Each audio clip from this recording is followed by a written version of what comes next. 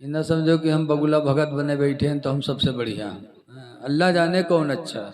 बोलो दरूद शरीफ पढ़ लीजिए। अल्लाहुम्मा सल्ली अला सय्यिदिना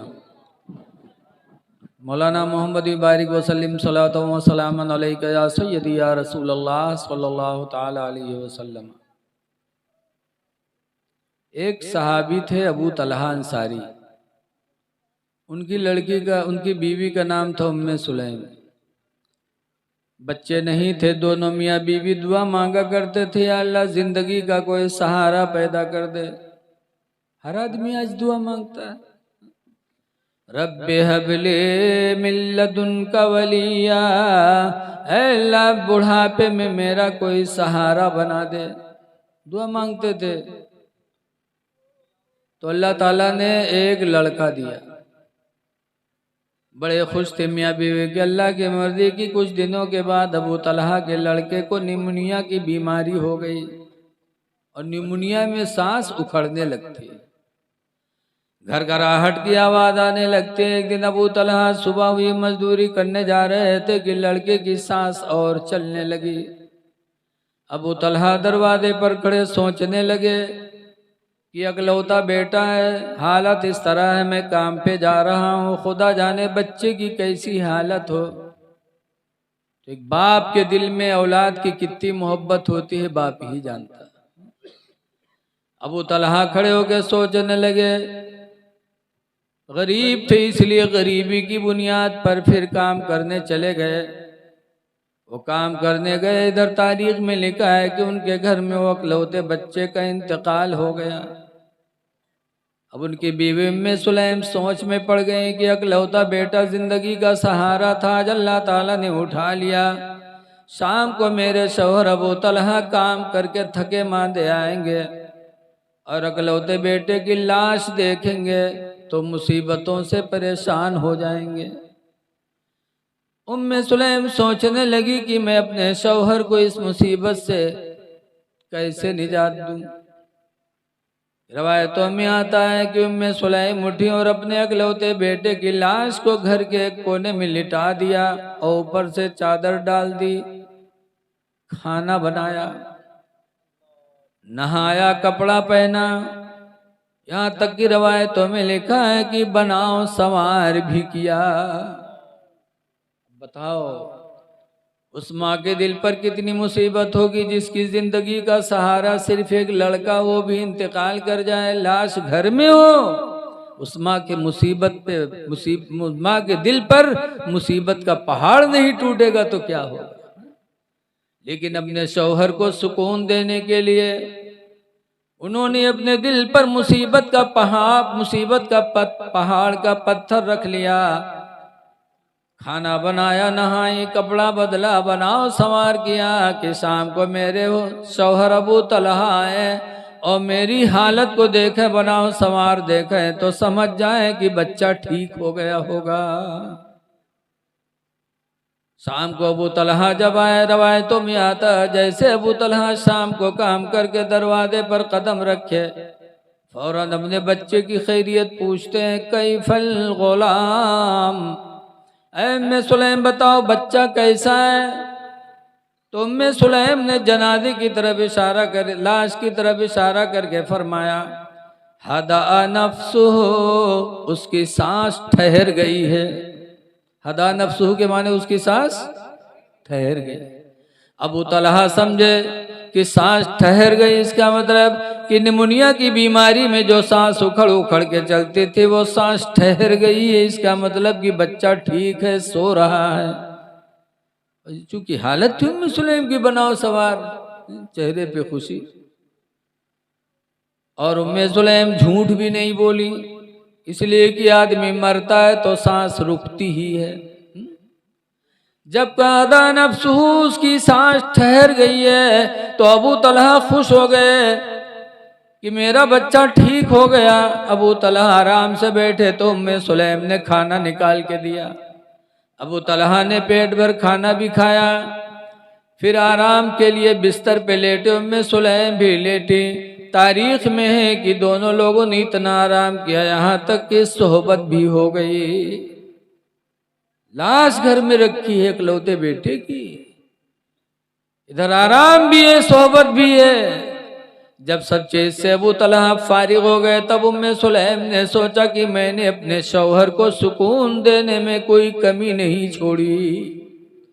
खाना भी खिला दिया, आराम भी करा दिया, सोहबत भी हो गई है, मेरे शौहर के सुकून में कोई कमी नहीं रह गई। तब उम्मे सुलैम उठ के बैठती हैं और कहती हैं, मेरे प्यारे शौहर अबू तलहा, एक मसला बता दो। कहा, मसला कैसा? उम्मे सुलैम कहते, एक मसला बताइए कि अगर कोई आदमी अपनी कोई चीज अमानत के तौर पर आपके पास रख दे, फिर वो मांगे तो आप देंगे कि नहीं देंगे? कहा, बिल्कुल दे देंगे। कहा, कोई तकलीफ? कहा, अमानत को देने में कौन तकलीफ? तो अब उम्मे सुलैम कहते हैं, मेरे शौहर अबू तलहा, अगर ये मसला सही है कि जिसकी अमानत हो वो मांगे तो उसको दे देना चाहिए, मांग देने पर कोई तकलीफ नहीं होनी चाहिए। तो अबू तलहा, अगर ये मसला सही है तो फिर सुनो, अल्लाह ताला ने हमें तुम्हें जो एक इकलौता बेटा दिया था, अल्लाह की अमानत थी, आज अल्लाह ने अपनी अमानत वापस ले लिए। बच्चे का इंतकाल हो गया है, लाश कोने में रखी है, चादर ऊपर से पड़ी है। जब अबू तलहा ने सुना, चार पैसे उतरे और दौड़ते हुए गए, चादर हटाए और अपने बच्चे की पेशानी को चूमा और चूम कर रो रो के कहते हैं, हाय उम्मे सुलैम, तुमने गजब कर दिया, हाय अफसोस, मेरी इकलौते बेटे की लाश घर में रखी रही और मैंने पेट भर खाना भी खा लिया, मैंने आराम भी कर ली, सोहबत भी कर ली, हाय अफसोस उम्मे सुलैम, तुमने बताया तक नहीं। तब उम्मे सुलैम कहते हैं, अबू तलहा, खुदा गवाह है, मेरे दिल पर मुसीबत का पहाड़ टूटा है, इकलौते बेटे की लाश घर में रखी है, खुदा जानता है मुझे कितनी तकलीफ है, लेकिन ये सब कुछ जो मैंने किया सिर्फ तुम्हें सुकून देने के लिए किया था, वरना अल्लाह जानता है मुझे कितनी तकलीफ है। अबू तलहा ने रो रो के रात गुजारी। सुबह अज़ान फजर हुई, अबू तलहा मस्जिद नबवी गए, रसूल करीम के पीछे नमाज फजर अदा की। नमाज फजर के बाद पूरा वाक़िया बताया तो सरकार फरमाते हैं, अबू तलहा सुन लो, उम्मे सुलैम ने जो सब्र किया, उस सब्र की बरकत यह है कि आज रात में तुम दोनों ने जो सोहबत की नुतफा ठहर गया है, अल्लाह ताला चंद ही दिनों में उससे बेहतर औलाद नरीना अता फरमाएगा। और चंद ही दिन गुजरे कि फिर अबू तलहा एक लड़के के बाप हो गए।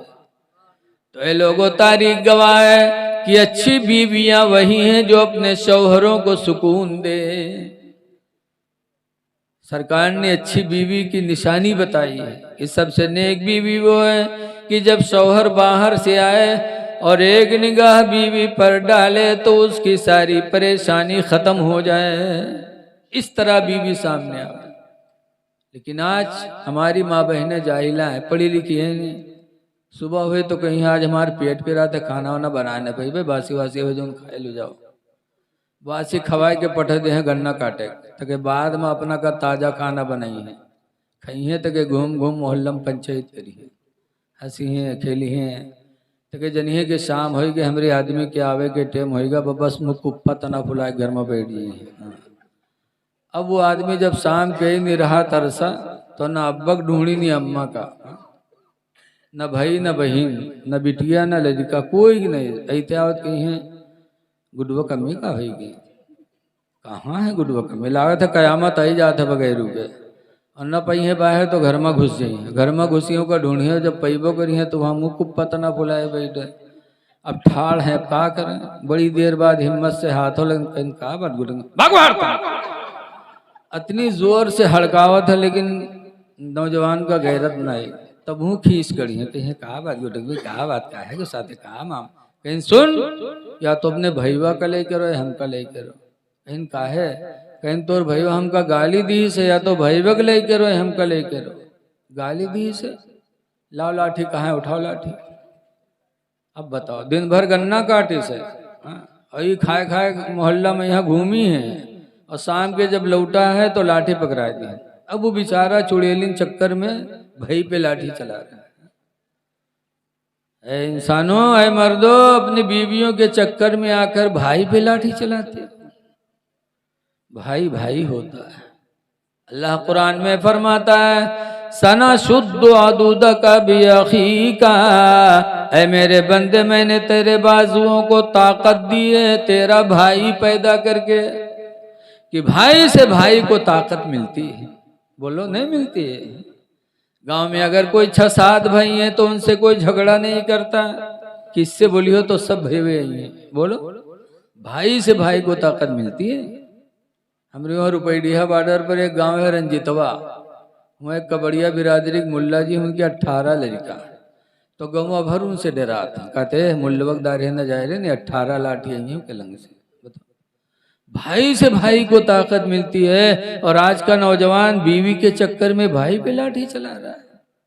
ऐ लोगों, भाइयों को तंग न करो। रसूलुल्लाह फरमाते हैं, ला युमिन वहदुकुम हत्ता युहिब्बा लि अखी मा युहिब्बु लिनफ्सिही, या कोई तुम में का मोमिन नहीं यहाँ तक कि अपने भाई के लिए वो पसंद करे जो अपने लिए पसंद करे। इसलिए जरूरत है इस दौर में कि हम और आप नबी करीम सल्लल्लाहु अलैहि वसल्लम की जिंदगी को अपने लिए नमूने अमल बना लें। ऐ लोगों, 4 दिन की जिंदगी है, चेहरे पे दाढ़ी रखा लो, नमाजों की पाबंदी कर लो, खुदा जाने किस वक्त बुलावा आ जाए। सबसे बेहतर नमाज है, नमाज के बगैर खुदा कभी राजी नहीं होगा। और नबी से मोहब्बत है। आज हम लोग तो सिर्फ ज़बान से कहते हैं मोहब्बत रसूल, मोहब्बत रसूल। मोहब्बत किया है तो बरेली वाले ने किया है। इसीलिए बहुत पहले की बात बता रहा हूँ, बम्बई में एक कॉन्फ्रेंस हुई थी, बहुत पहले की बात, जब स्टेज पे 2 लोग गए। कौन 2 लोग? हाशमी मियाँ का नाम तो जानते ही होंगे, पूरी दुनिया जानती है हाशमी मियाँ को। उनके वालिद हुजूर मुहद्दिस आज़म हिंद, बहुत बड़े अल्लाह वाले थे। हुजूर मुहद्दिस आज़म हिंद हाशमी मियाँ के अब्बा स्टेज पर गए, और दूसरी तरफ से आला हजरत के साहिबजादे मुफ्ती आज़म हिंद तशरीफ ले गए। दोनों लोग जब स्टेज पर पहुंचे तो दोनों बुजुर्गों ने मुसाफा मिलाया, और दोनों लोगों ने एक दूसरे का हाथ चूमा। उन्होंने उनका चूमा, उन्होंने उनका चूमा।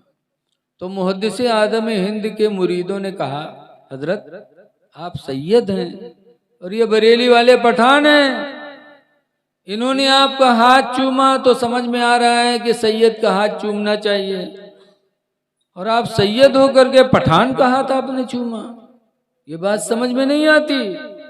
तब मुहद्दिस आज़म हिंद ने बताया था कि सुनो, इन्होंने मेरा हाथ चूमा है सैयद होने के नाते, और मैंने इनका हाथ चूमा है आशिक़े रसूल होने की वजह से। कि जो इसके रसूल की दौलत दुनिया में मुसलमानों को बरेली से मिली है, वो किसी जगह से नहीं मिली। इश्क किया तो आला हजरत ने किया। इसीलिए पूरी जिंदगी आला हजरत यही कहते रहे, या रसूल अल्लाह तुम्हें जाना तुम्हें माना, न रखा गैर से काम। तुम्हें जाना तुम्हें माना, न रखा गैर से काम। और लिल्लाहिल हम्द में दुनिया से मुसलमान गया, लिल्लाहिल हम्द में दुनिया से मुसलमान गया। तो अपने नबी से मोहब्बत करो, और मोहब्बत की सबसे पहली निशानी है कि हमारी नमाजें न छूटें। इसलिए कि हुज़ूर ने फरमाया, कुर्रत ऐनी फी सलाह, मेरे आँखों की ठंडक नमाज में। जब कोई नमाज पढ़ता है तो रसूलुल्लाह की आँखों को सुकून पहुँचता है। सुकून पहुँचाओ अपने नबी को, इसलिए कि सबसे ज़्यादा मोहब्बत हमसे तुमसे नबी करने वाले। दाढ़ी रखा लो, दाढ़ी रखाना मेरे नबी की सुन्नत है और मुसलमान की पहचान है। दाढ़ी कब्र में रोशनी का सहारा है। इसलिए लोगों, मरना तो है ही है। दाढ़ी रखाओगे तब भी मरोगे, नहीं रखाओगे तब भी मरोगे। हमें भी मरना है, आपको भी मरना है। लेकिन अगर चेहरे पे दाढ़ी रही, मौत आई, तो इंशाअल्लाह देखने वाला जानेगा कि ये कोई मुसलमान आज दुनिया से जा रहा है। और कब्र में जाओगे तो अल्हम्दुलिल्लाह दाढ़ी की बरकत से कब्र भी मुनव्वर होगी। कब्र बड़ी अंधेरी कोठरी है, किसी को रहना नहीं है। कहने वाले ने कहा है कि कोई गुल बाकी रहेगा ना चमन रह जाएगा, और एक रसूलुल्लाह का दीन हसन रह जाएगा। हम सफीरो बाग में है, कोई दम के चहचहे, और बुलबुलें उड़ जाएंगी, सूना चमन रह जाएगा।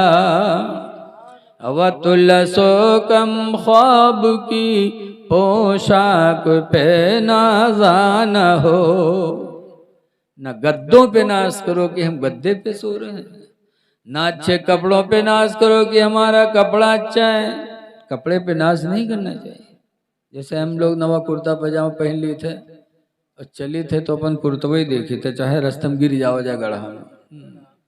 बहुत से बम्बई टे पैंट शर्ट ले आई हैं, जब वो चली हैं तो यारे वारे चर नंबर देखिए, पैंट शर्ट के इतर आते हैं। वो पैंट शर्ट हफ्ता भर तो नमाज नसीब होत नहीं, जुमक दिन जाइए, और जुमक दिन नमाजों पढ़े जाइए तो पैंट और शर्ट पहने हैं। जब रुकू में यहाँ जाइए तो पैंट नीचे खसकत है, शर्ट ऊपर जाते, आधी दुकान खुल जाते, और सजदम जाते तो और खुलत है। बताओ, तुम्हारी नमाज तो गईबे की, जो पीछे वाला जो देखा थे उनके का हाल है। अपनी नमाज बर्बाद किया, दूसरे की भी नमाज बर्बाद किया। ऐ लोगों, भला जुमा के दिन तो कुर्ता पैजामा पहन लिया करो। मुसलमान की शान है ये जुमा। रसूलुल्लाह फरमाते हैं हमारे गरीब उम्मतियों का हज नमाज जुमा में अदा होता है। जो हमारे गरीब उम्मती हैं, जब वो नमाज जुमा पढ़ते हैं तो अल्लाह ताला नमाज जुमा में उन्हें हज का सवाब अता फरमाता है। तो ये कपड़े पे नाज नहीं करना चाहिए। जैसे मेरी माँ बहनें बहुत से बिहार में है, पाए गई हैं गरारा, तो पहनिए तक यार बाहर थाम के चली है। ऐसे लागत है इंसान ना हो कोनो आधी बवंडर हुआ बौड़ा ले जैसे। ये क्या है लिबान बताओ। अब कुछ गरारा तो इतने वजन होते हैं कि दुई मेहरू ही पकड़त है हर बार, तब दुल्हन चलत बताओ। अब कहूँ पंजा फंस जाए गिरे तब थूथुन तो अलगे हुई जी उनके हैं। ऐ मेरी माँ बहनों, ऐसा लिबास न पहनो। गरारा में घमंड भी है और गरारा में फजूल खर्ची भी। एक गरारा की कीमत में कम से कम 3 जोड़े कपड़े अच्छे खरीदे जा सकते हैं, 3-4 जोड़े।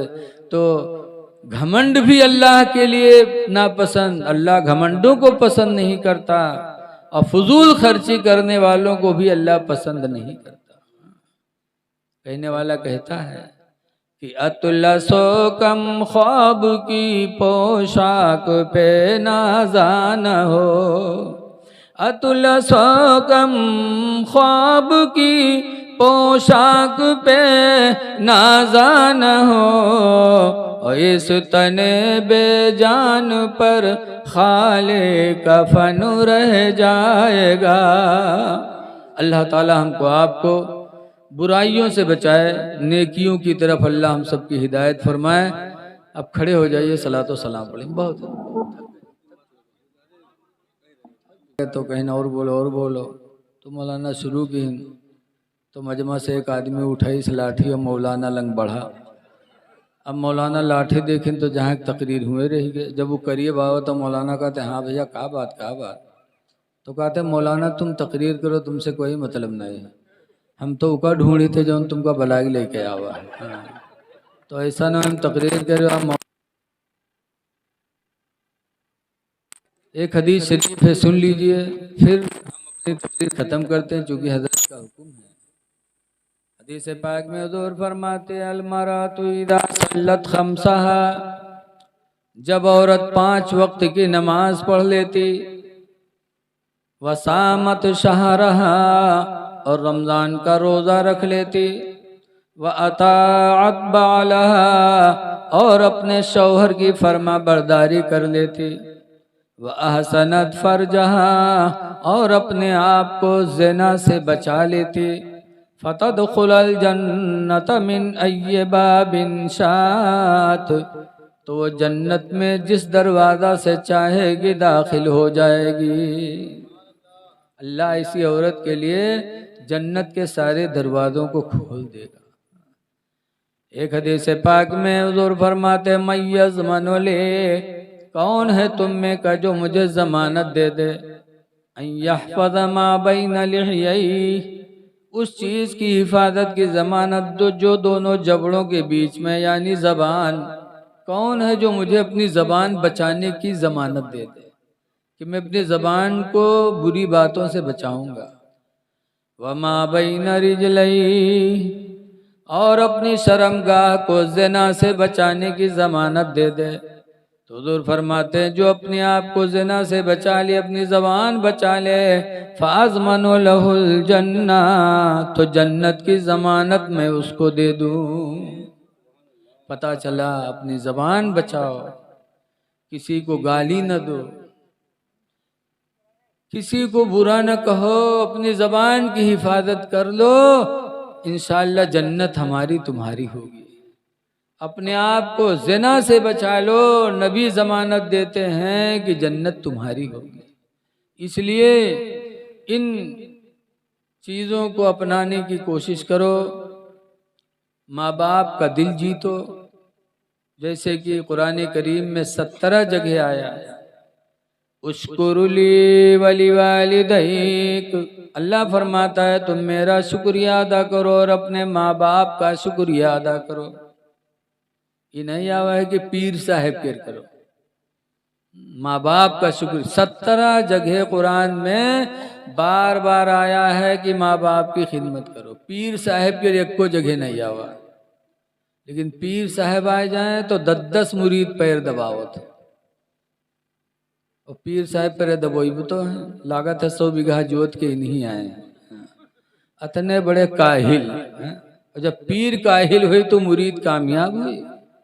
शेख सादी ने लिखा है, इंसान की बर्बादी का सबसे बड़ा सबब है काहिली, जो काहिली किया बर्बाद हो गया। बोलो, काहिली मत करो।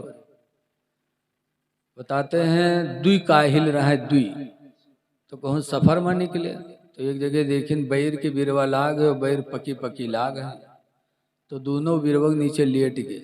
कोई निकली तो तूर के खवाए दे तो खाई लिया जी।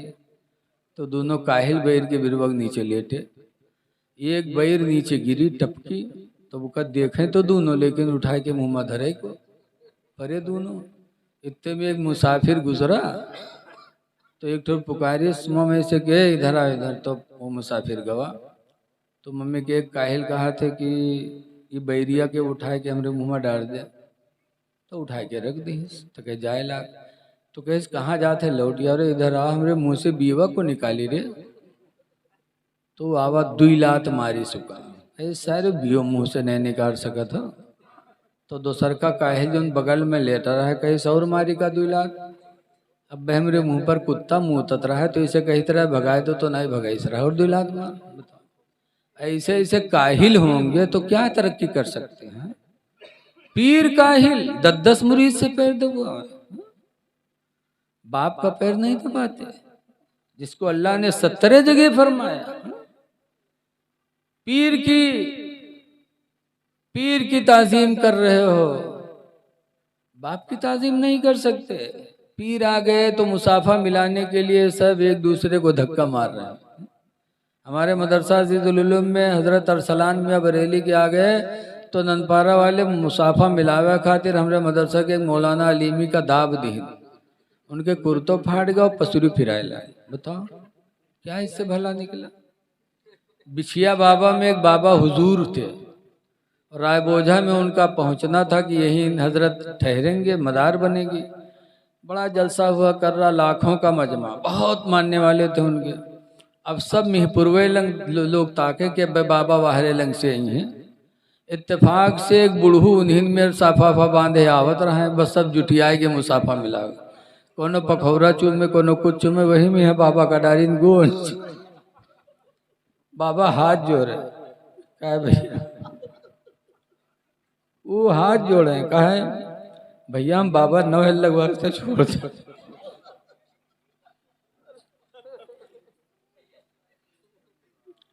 उनको गोंज डाला और उसके बाद पुलिस दौड़ी, तब उनको बचाए, फौरन जो है एम्बुलेंस आई, उनका लाद के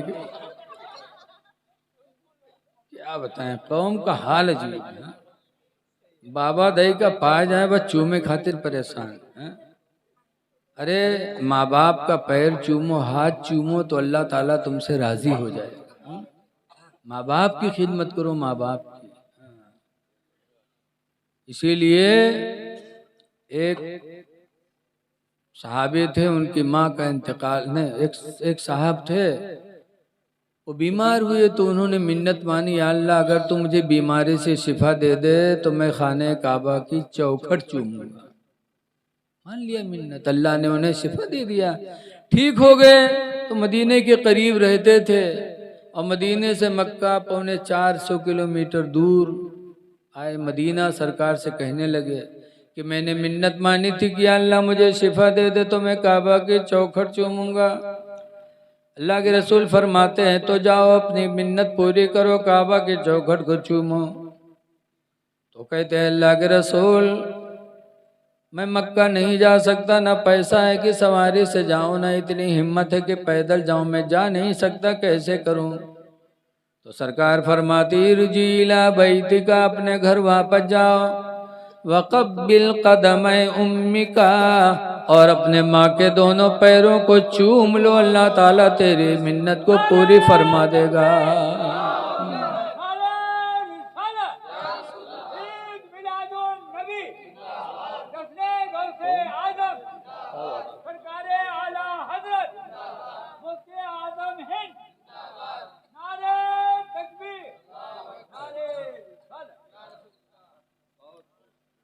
सरकार फरमाते अपने घर चले जाओ, वक़ब्बिल क़दमै उम्मिका, और अपने माँ के दोनों पैरों को चूम लो, गोया कि तुमने मिन्नत पूरी कर ली, काबा की चौखट को चूम चुके। ये है माँ के कदमों की बरकत। अर्ज करते हैं अल्लाह के रसूल मेरी माँ का इंतकाल हो गया, मेरी माँ जिंदा नहीं है कि उनके पैरों को मैं चूमूं। तो सरकार फरमाते फज़हब इला क़ब्रिहा, जज़ाकल्लाह, अगर माँ जिंदा नहीं है तो माँ की कब्र पे चले जाओ, वक़ब्बिल क़ब्रहा, और माँ की कब्र को चूम लो, अल्लाह ताला तुम्हें काबा की चौखट के चूमने का सवाब अता फरमाएगा। तो फिर वो कहता है अल्लाह के रसूल मुझे मालूम नहीं कि माँ की कब्र कौन है, बहुत बचपन में था तब मेरी माँ का इंतकाल हुआ था, मैं माँ की कब्र नहीं जानता। तो सरकार फरमाते अपने घर चले जाओ, वख़त्ति ख़त्तन फ़ी बैतिका, और अपने घर में जाकर के एक लकीर खींच लो और उसी लकीर को माँ की कब्र तसव्वुर करके चूम लो, अल्लाह ताला तुम्हारी मिन्नत पूरी फरमा देगा। ये है माँ का दर्जा, बाप का दर्जा। लिहाजा है लोगों, माँ बाप को राजी करो। पीर की खिदमत है लेकिन माँ बाप के बाद में है, माँ बाप का पहले, पीर बाद में। माँ बाप तुम्हारे लिए दिल से मोहब्बत करते हैं, तुम उन्हें तकलीफ दोगे फिर भी तुम्हें वो चाहते हैं। और पीर साहब तो नजराना वाले हैं, नजराना जत्ता दे पई है वत्ते तुमका मनी है वह ऊपर है से, हाँ, दिल से न मनी है। आजकल पीर होते हैं लुटेरे, इल्ला माशाल्लाह, सबको नहीं कहेंगे, अब भी अल्लाह वाले बहुत हैं। बिलग्राम शरीफ में सैयद वैसे मुस्तफ़ा साहब हैं, हमारे एक दोस्त हैं मौलाना, बड़े आदमी हैं, वो गए बिलग्राम, हजरत से गए दुआ करवाने, दुआ करवाया, उसके बाद 500-500 के 4 नोट जेब से निकाले मौलाना हजरत को देने के लिए। सोचा कि अभी हजरत और दुआ देंगे, तो जब 4 नोट 500 के निकाले हजरत को देने लगे तो हजरत फरमाते मौलाना पैसा जेब में रखो और मदरसे का चंदा मत खाया करो। कहा मदरसे का चंदा मत खाना, पैसा जेब में रखो अपने। मौलाना के पैर के नीचे से जमीन निकल गई। अरे हमारी हालत बदल गई कि इनको कैसे मालूम हुआ। मौलाना कहते हैं मैं घर पे आया, मैंने तौबा किया, उसके बाद अपनी तनख्वाह कमेटी वालों से कह के मैंने अपनी तनख्वाह मुतय्यन करवा ली, फिर वही पैसा लेता हूँ, बाकी एक पैसा अपने लिए मैंने हराम समझ लिया। तो अब भी वल्लाह वाले पीर हैं लेकिन बहुत कम। अक्सरियत कैसे पीरों की, ऐसे पीरों की अक्सरियत कि एक पीर साहब रे एक आदमी मुरीद हुई गवा, गांव में पहुंचा, उसके बाद वो मुरीद हुई के घरे गवा। हमने मेहरुआ से कहा थे बहुत बड़े पीर है रे, हम मुरीद हो गए, चल तू हो जा। तो मेहरुआ के तू ले ले जन्नत, तुका ज़्यादा जरूरी है, तू ले जन्नत, हम न जीवे। तो बेचारा मुरीद हो गया है तो पीर साहब के दावत ली। जब पीर साहब आए घर में तो सऊदी के कंबल धरे रहे, बिछाए दी हजरत खातिर। अब हजरत ऊपर बैठे, वो लोग इंतजाम करें, बाबा वही कम मरवा के यहाँ पीर साहब टोवे, बहुत मुलायम है, बहुत अच्छा लागत है, कहाँ से ला रहा हो, कत्ते रहा है। अब वो मुरीद समझ गया कि हमारे पीर साहब का पसंद आएगा। बस जब पीर साहब जब खाना वाना खा के जाए लागे, वो मुरीद कंबलवा का लपेट के वो पीर साहब के कंधप दे दी। पीर साहब कंधियाई ले गया, तन को शर्म हया नहीं ला कि हम पीरन कंबल ला दे लिए जी। वो तो चले गए, औरतिया घरे बहुत खफा कि हाय अल्लाह वो पीरवा खाना कैसे होता, कंबलवा हमारा उठाए लेगा। मेहरवन का घर के सामान से बहुत मोहब्बत होता है, लेकिन करे का बेचारी, मर्द के सामने तो कुछ बोल नहीं पावे। पीर साहब चले गए, कुछ दिन के बाद फिर तवाजा ली सो आदमी, तो फिर पीर साहब आए। फिर पीर साहब का बैठे सो तैयारी करे खाना पीना की। पीर साहब के घर में चोरन मेर देखे सामान कौन बढ़िया है, बक्सा एक बहुत बढ़िया लाग, तो उठे गए के चदरिया दबोट है, क्या बहुत मजबूत चादर है, बहुत अच्छे, कहाँ से ला रहा हो। वो जानेगा कि हमें हजरत का पसंद आएगा। हजरत जब खाना वाना खा के चले, वो मुरीद बक्सबा उठवाए दीस, ब मोड़े धरीन पीर साहब चल दी। बताओ 4 बई छाकर बक्सा लादे जात है, तन को शर्म है यानी। औरतिया और खफा का हाय लई पीरवा, तो जब देखो तो कुछ न कुछ लेके जाते, कैसे करिए इसे। और आदमी मुरीद रहा वो अपना मोहब्बत मध्य, और औरतिया खफा। एक दिन पीर साहब बगैर तवाजे के चले आवे, ना तवाजा ना दावत, ऐसे ढपकत चले आवे। आदमी रहे ने घरे, दावत दियो तब तो घरे रहे, वो चला गा बाहर, और पीर साहब आवे। औरतिया देखिस तो कहिस हाय अल्लाह वद्दे फिर आवत है, फिर कुछ न कुछ लेके जे। औरतिया घर में गए, जलाल में रहे, कुछ नहीं पे, तो जौने पथरा से मसाला बांटत है, हमरे उधर लोढ़वा कहा था, बाप के यहाँ जौन कहा था। औरतिया के कुछ नहीं पे तो वही लोढ़वा उठाए लिए। अब मुहारे में जब तक पीर साहब आए कि मैं मारी सही से, तो पीर साहब पछेल गए ने, पंजा उंजा सब फूट जाते उनके। तो पीर साहब डांटे के नहीं, पथरा यहाँ कहे पटकत है रे, तो तुमका कूटे खातिर ले रहा। तब पीर साहब और परेशान, बच्चल दीन पीर साहब जैसे चले मुँह घुमाए के, वैसे जो मुरीद रहे वो आएगा, वह आवा दौरा हाली हजरत। अब वो मुसाफा खातिर हाथ बढ़ावे, और पीर साहब पछेले जाने पकड़ थे कूटे खातिर, और बेचारा मोहब्बत खातिर हाथ फैलावे। लेकिन पीर साहब हाथ दीन ने पछलते चले गए। तो जब नए हाथ दीन तो बेचारा लौट आवा घरे, अपने मेहरवस कहला गाए रे, कुछ कहे है कार्य, कहीं पीर साहब गुस्सा के, मुसाफा नहीं मिला होता, कुछ कहे है, इसका कहा है, आए रहे लोढ़वा उठाए लिए जात रहे, छोड़ लिया है, वही गुस्सा है गए। और लोढ़वा मुहारन में पड़ा रहा है, तो कि यकीन आएगा कि सही बात, छीना छाना भवाए तभी तो यहाँ पड़ा है, वो यकीन है। कहीं हाय तो हमरे पीर साहब को लोढ़वा नहीं दिए रे, वो उठाई लोढ़वा दौरा, कहीं से हजरत। अब वो देख हाथी दौड़े, पीर भागे लागे कि आज बगैर कूटे न माने। वही दिन से पीर साहब के इलाका गवा छूट। तो ऐ लोगो पीरों के चक्कर में न पड़ो, तुम्हारे माँ बाप जन्नत हैं, तुम्हारे माँ बाप तुम्हारे लिए जहन्नम भी हैं। हुजूर नजीब मियाँ किबला मारहरा शरीफ से हमेशा ऐलान करते हैं, ऐ मेरे मुरीदों, तुम उर्स में आए हो ये सोच कर कि मेरे पीर हमको बख्शवा लेंगे।